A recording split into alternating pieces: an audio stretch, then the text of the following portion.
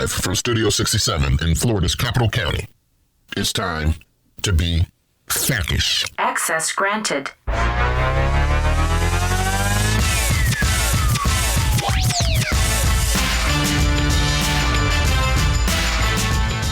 Good afternoon, FAC. It is the end of week 6. This is Jeff Scala here in the Studio 67 with Bob McKee and the FAC analysts.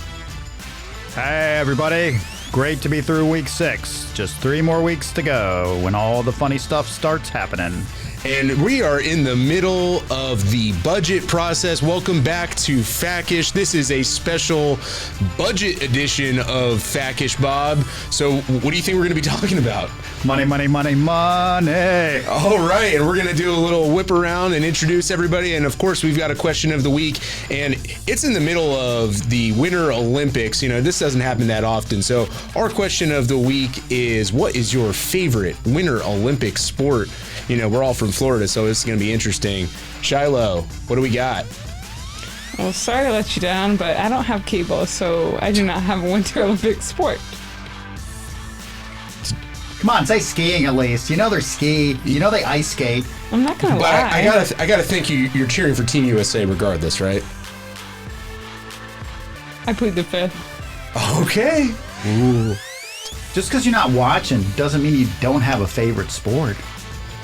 Sarah, what's our favorite Winter Olympic sport? So I actually haven't really been watching a lot this year either, but I'm more of a summer Olympic gal. But if I had to choose, I like the half pipe, snowboarding.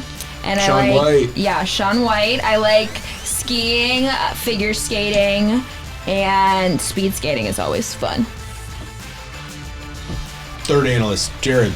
I'm going to give a little love to the bobsled. I saw a picture of the pipe that they go down, and it is like a 90-degree angle. It is unbelievable. They are crazy. It is like sliding on the wall right here. I mean, it's insane. And it's not just bobsled. They've got, skeleton and, luge, yeah. Head first, 70 miles an hour. It's terrifying. They're insane. I'm crushed. That's my sport because it's named after me. Do you like the bobsled, the team bobsled, or do you like the monobob, Bob? Another week of stepping on Bob's toes. I think monobob is a new sport. I like to bob along alone. So every once in a while, it's not bad to move into new bob territory with the monobob sled. It's luge. That's right, Bob. That's right. And I love cheering for the Miracle on Ice Team USA hockey, but I've been obsessed with the curling. And, do you think you could have been a sweeper? Well, you got to sweep, you got to curl, you got to do both. How long do you have to train to sweep? You got to go hard. No, the same person doesn't throw as the sweeper. It's a separation of duties. Well, maybe I'd be the skip, maybe not. I know Team USA is going for a medal this weekend, so I'll be watching that. And, like we said, this is a special budget edition of FACish. So we're going to get to it. I think we've got one big thing, Bob, right? Yes, we do. And let me do the first one big thing as the overview of the process. Let's hear it, Bob. One big thing. All right, the biggest thing this week was the House and the Senate passed their budgets off the floor. The House is hosting this session, and so the House sent their bill over to the Senate. The Senate stripped off the substance of the House bill, put their bill on it, and sent it back to the House. The next step in the process is for allocations to be developed into each of the budget areas and conferees to be named. That all happens up at the 4th floor level between the Speaker and the President, and while we'll get glimpses of that, we'll know when they announce it. Yeah, and of course, they've got them off the floor. When do we think? Next week, Bob? They're going to be going to conference? Does that look likely?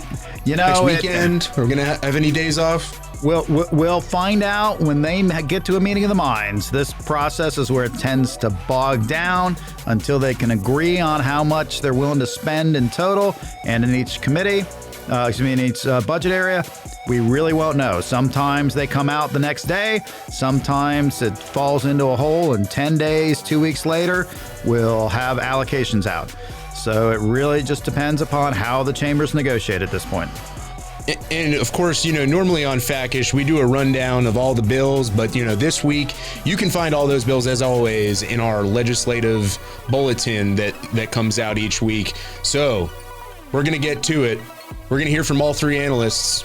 It's going to be on the budget.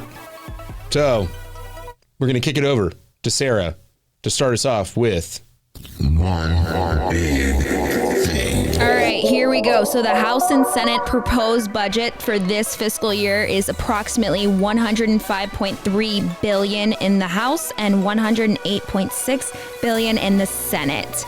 Health and Human Services received the largest portion of funding for the House and Senate's proposed budgets, totaling approximately $47.1 billion in the House and $47.9 billion in the Senate. All educational programs and services combined received the second largest amount of funding, totaling $28 billion and $28.4 billion respectively. And finally, natural resources, environmental issues, growth management, and transportation expenditures received the third largest portion of the House and Senate proposed budgets, with funding totaling $17 billion and $17.9 billion respectively. And the proposed general revenue expenditures for the House and Senate equal approximately $39.2 billion and $41.7 billion, while trust fund expenditures total approximately $66.1 billion and $66.9 billion respectively. So a lot of numbers, and I believe this is the largest budget in state history. Is that correct, Bob? Proposed budget. Big money. Biggest ever. Right. big budget featuring big Biden bucks. And, this comes over the governor's recommended budget. He had his budget request come in back in December. And the House and Senate, they said, no, we want even more money. Well, usually the governor's budget doesn't include member projects and other things to take home to the district. So he doesn't propose those. The legislators come up with those great ideas for take-home projects on their own. And Bob, what about the things that we didn't see in the budget, that the governor, had asked for? I think there was the gas tax. Yeah, the gas tax holiday has not showed up in the legislative process at all. Unfortunately, there was $100 million for rural infrastructure grants. That also did not make either the House We'd like or to Senate see budgets. that one. That would go a long way on broadband and water and sewer projects in rural areas. Absolutely. All right. We're going to move forward. Now that we've heard the big budget highlights, we're going to move into the next section of the budget. And Jared, do you know what it is? One big thing. Thank you, Jeff. As Sarah touched on, it is Health and Human Services that is commanding the biggest portion of the budget this year.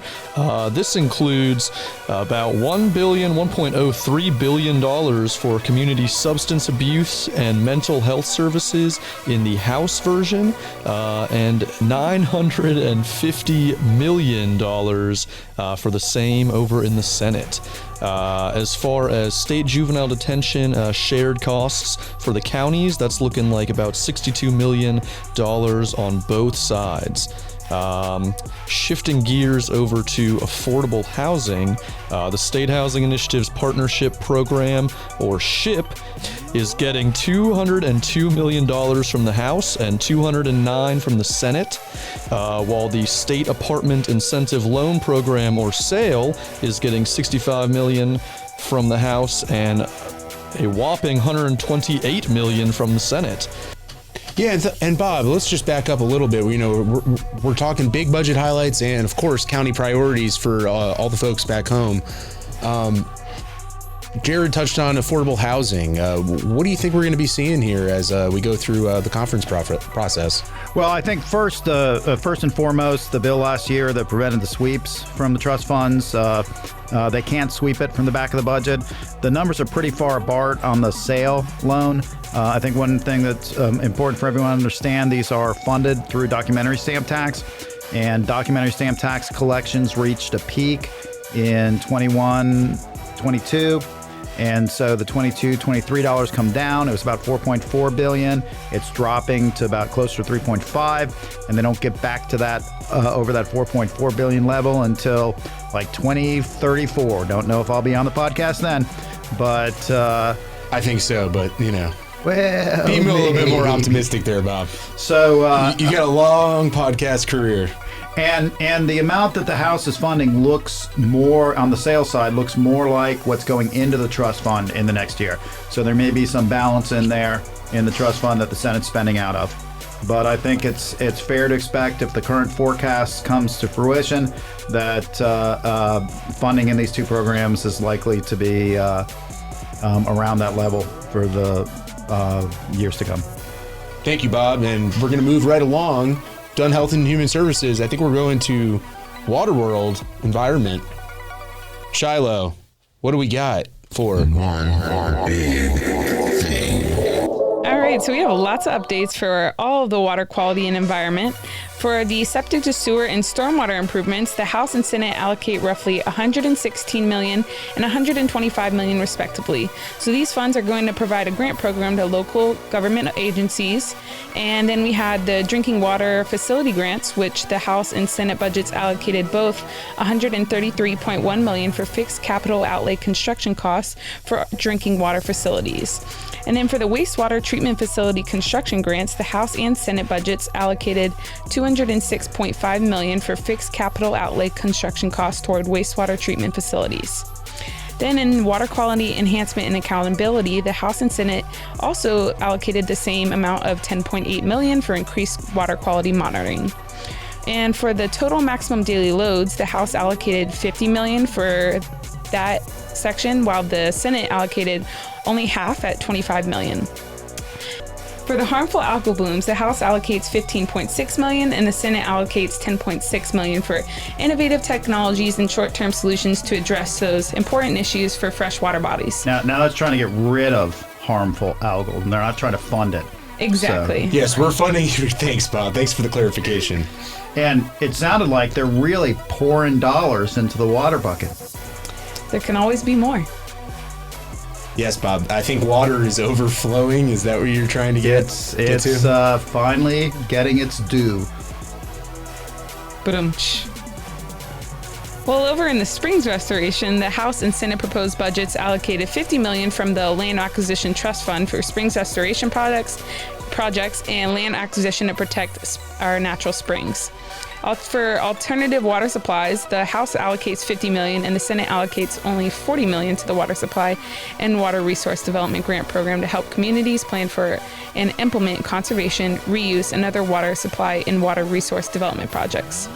For Everglades restoration, we had $388.6 million in the House, $432 million in the Senate. For Florida Forever programs, we had $100.7 million in the House and $100 million in the Senate.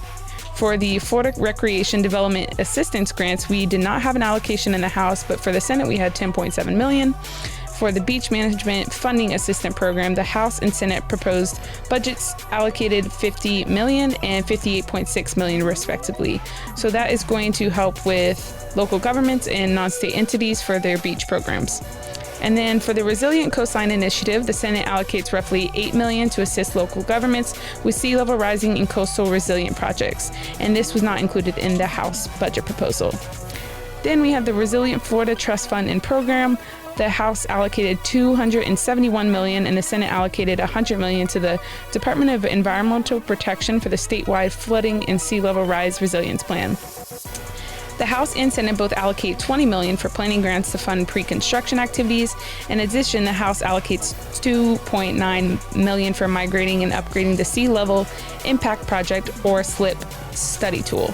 And so this is going to help regional living, shoreline restoration, suitability modeling, and sea level rise modeling. Lastly, we have the mosquito control programs, which are the House and Senate proposed budgets are of $2.7 million. And in the world of rural appropriations, the Rural Infrastructure Fund was allocated $5 million to support local rural infrastructure projects such as broadband roads, storm and wastewater systems, and telecommunications facilities in both the House and Senate. And then we had the Rural Community Development Revolving Loan Program, which is allocated $1.17 million from the House and Senate to aid local governments with access to financial assistance to further promote their economic viability in rural communities. Wow. That is a list. It is. Water, let's just backtrack a little bit. Septic to sewer, drinking water, wastewater treatment, springs. beach renourishment, sea level rise planning, Florida Forever, conservation land buying. What a rundown of funds, Bob. That's just amazing stuff. And in that list that Charlotte went through is my favorite budget acronym. And FIRDAP. that is FIRDAP. Oh, FIRDAP. FIRDAP. It's so much fun to say. Can everybody say it? FIRDAP. And for those that don't know, FIRDAP. FIRDAP, funding for local parks and recreational opportunities. But, I do want to talk about one in here, and that's Resilient Florida, along with the wastewater treatment facility grants. And Bob was talking about it a little bit earlier as it related to affordable housing. So last year we had Senate Bill 2512 that set up the new dock stamp process for how to distribute the funds for these huge buckets of money to fund three main areas: affordable housing, the wastewater treatment grants, and then Resilient Florida. And they're getting funded into the hundreds of millions of dollars each year. Just for resiliency, the governor's put together his statewide resiliency plan, 3-year planning horizon, a lot of local projects. We've done another data point plug that Shiloh and the whole analyst team worked on. Bob, this is something that we're going to see each year. It's going to be a huge portion of the budget. These are great opportunities going forward. Good, this was the commitment last year to take the dollars that were going into the trust funds for affordable housing, but that were never actually spent in there, and instead putting these towards those water programs and water issues. And I think also when you step back, these three programs came out were created out of just the dock stamp distribution to affordable housing that was there previously, that again had not gotten spent for that purpose. The rest of dock stamps, there's a share that goes to GR. It's about 25% of the dock stamp, but it also funds Florida Forever. It's got the money for the Everglades. Florida Forever, the wildlife corridor. Yeah. There's a lot going in on the environmental transportation growth budget.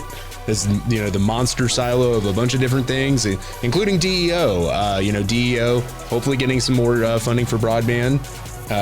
We'll be tracking that as we go through conference, as we say. All right. And just a couple little things, for little counties, for small counties out there. We have SCOP and SCRAP. Can't scrap SCOP. We can't scrap. The SCOP 85.2 million, SCRAP 27.7 million, and there's also a distribution in the back of the budget to cover the conservation lands distribution to fiscally constrained counties that constitutional amendment that was insufficiently funded in last year's budget. There's only one more conforming bill we want to make sure that everybody back home is paying attention to, and that is Senate Bill. Are you going to drone on? Let me get on with it. Senate Bill 2512 on aircraft, but we're going to talk about drones. This bill revises DMS's rulemaking authority relating to the approved list of manufacturers from which governmental agencies may purchase drones, to require the department to update the list annually and to provide waivers to governmental agencies under certain circumstances. And that last portion on the waiver is what's really important.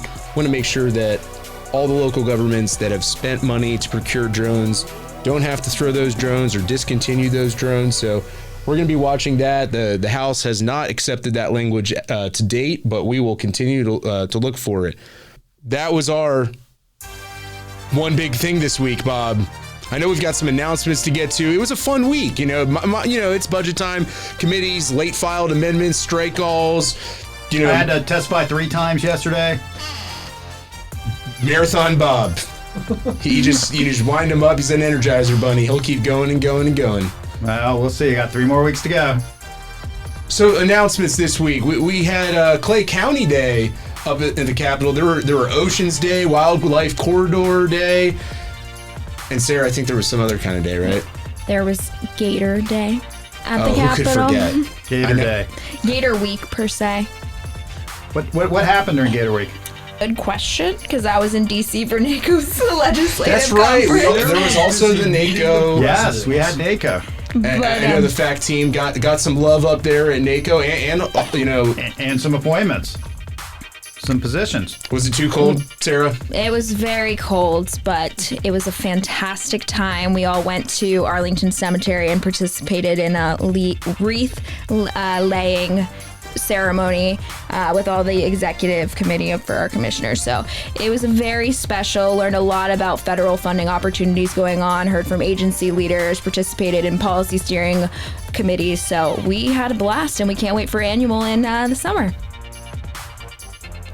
Good times at good conferences, good people from all across the U.S. But not a Super Bowl win for the Bengals. No and Bengals, our commissioners were upset about that. I think we need to give a shout out to the Eddie prophetic Labrador. Eddie Labrador. Eddie Labrador. He was right. It was Cooper Kupp and Matt Stafford for the win. He even called the play.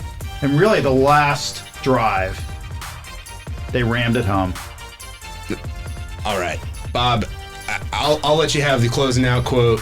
Let's hear it, because the puns it's too much. What's our quote? How are we going to get out of here? This one's one of my own, and it speaks to the budget process. That once you put a dollar sign in front of a number, it no longer has to follow normal mathematical properties. And we'll see a lot of that in these last 3 weeks as they bring that $100 billion plus budget home. That's all we have for you this week. Tune in next week for another episode of FACish. Fac out.